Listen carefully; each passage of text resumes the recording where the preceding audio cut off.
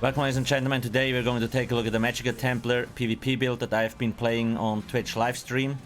This build is optimized for Battlegrounds, but it also works for Cyrodiil. I do have a written guide on my website, link in the description below, where you also can find champion points, setups and all that stuff. Please don't forget, adjust builds to your needs, so if you don't like a certain skill or ability, make sure to swap it out with something else that better suits you. I will also show the outfit that I'm using at the end of the video. Anyway, let's get started.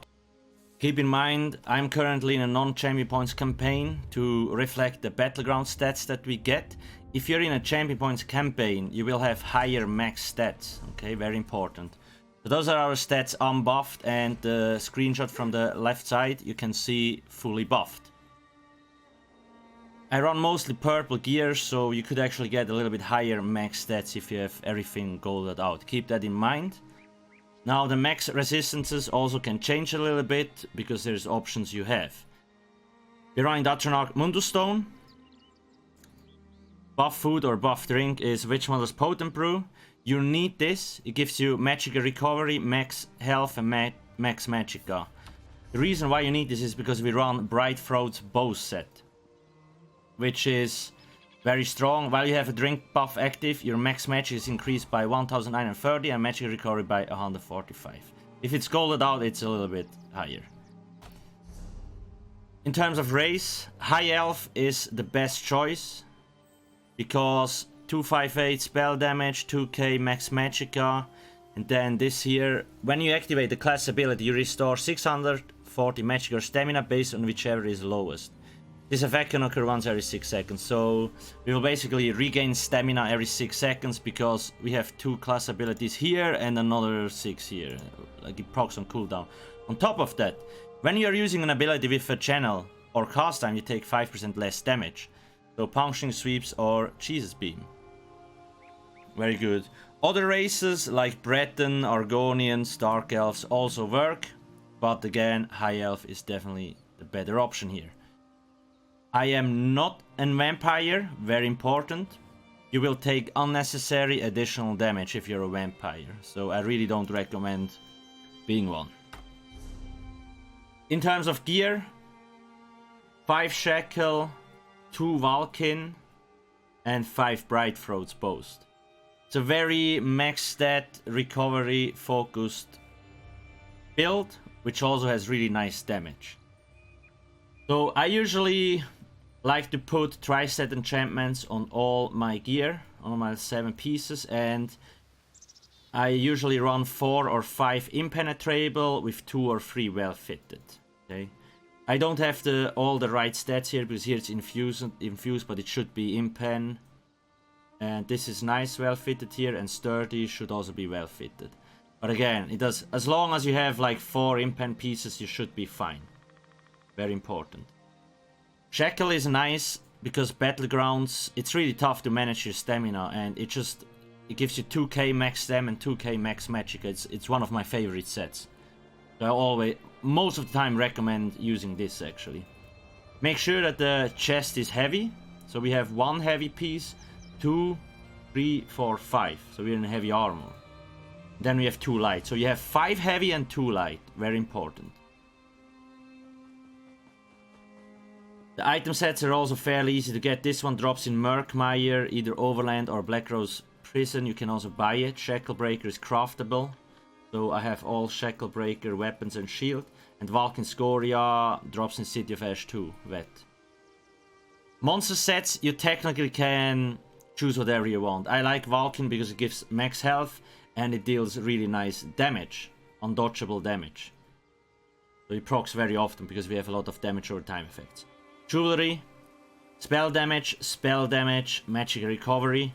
Now previously I said you can adjust your spell resistance. If you want more spell resistance, you could replace 2 arcane traits with 2 protective. You need to transmute those, or shouldn't be too big of a deal. Because you will gain almost 4k spell and physical resistance, which makes you way more tanky. Which might be more beneficial. Well, most likely is. I like the max magicka, but in tough fights, protective is definitely gonna be better. Lightning Staff infused with Oblivion enchant on the front bar. We do a lot of heavy attacks with this. And it just like heavy attacks are undodgeable and the Oblivion enchant will keep ticking. Back bar, I have a Nirnhound Shacklebreaker sword. A Nirnhound shield. I recommend running a sturdy one with Max Magicka, but I only had a Nirnhound one, so I just used this. And poisons. If you want to know how to craft poisons, potions or food, it's all on my website, ingredients. Those here are nice because they immobilize your target for a brief second.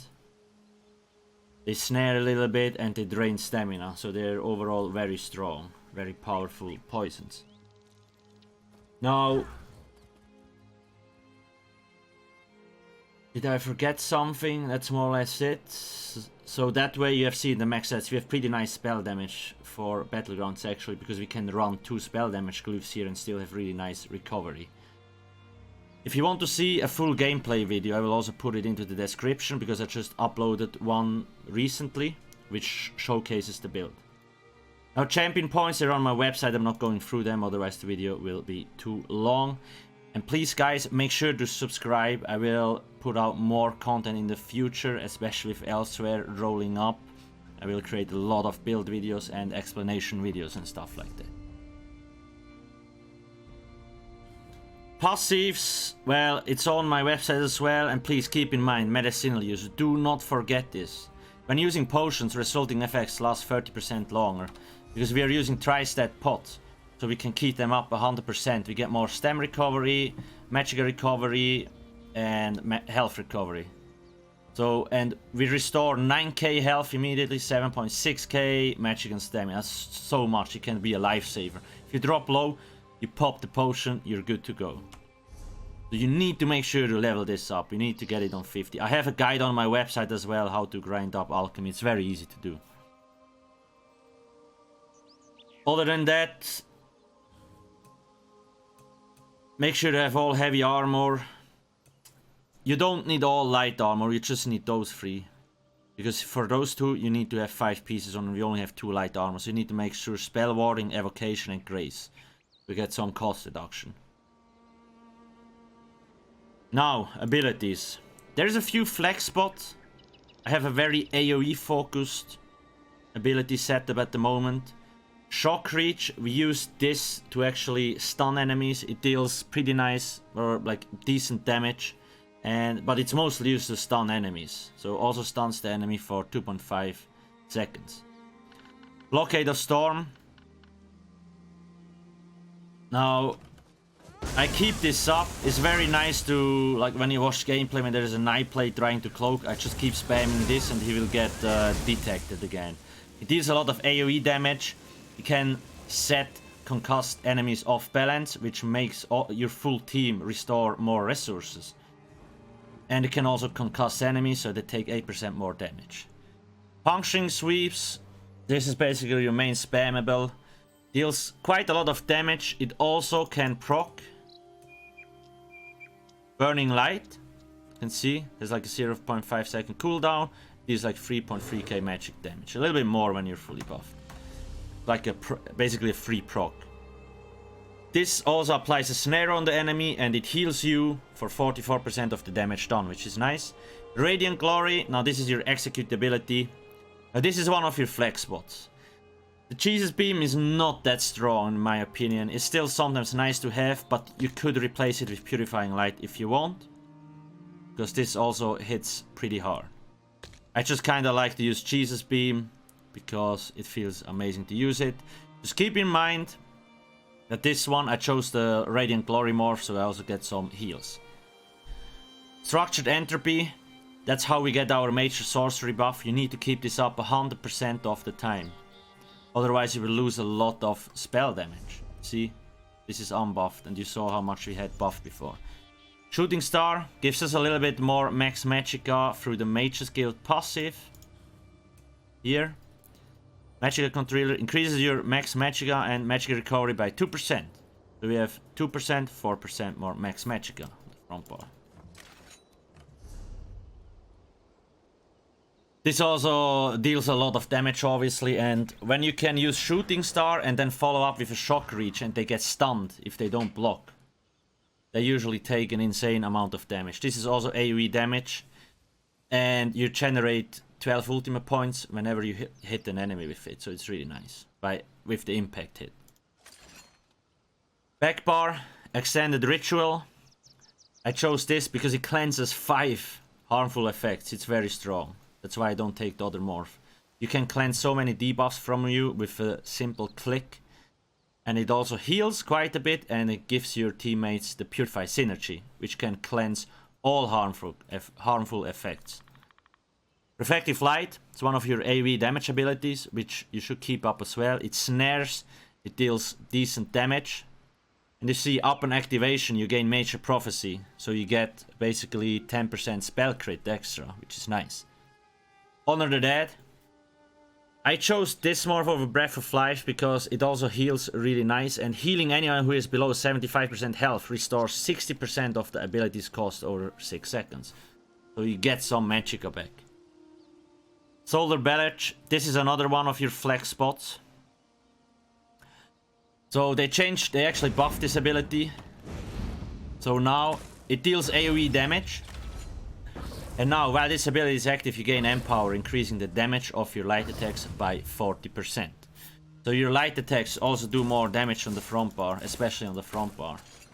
So you see, we have a lot of AoE skills. Reflective, Solar Barrage, we have Blockade, and we have Puncturing Sweep. So we have a lot of AoE damage, which is nice. Channeled Focus, basically one of your sustain tools. So you get a lot, like 240 Magicka every 1 second.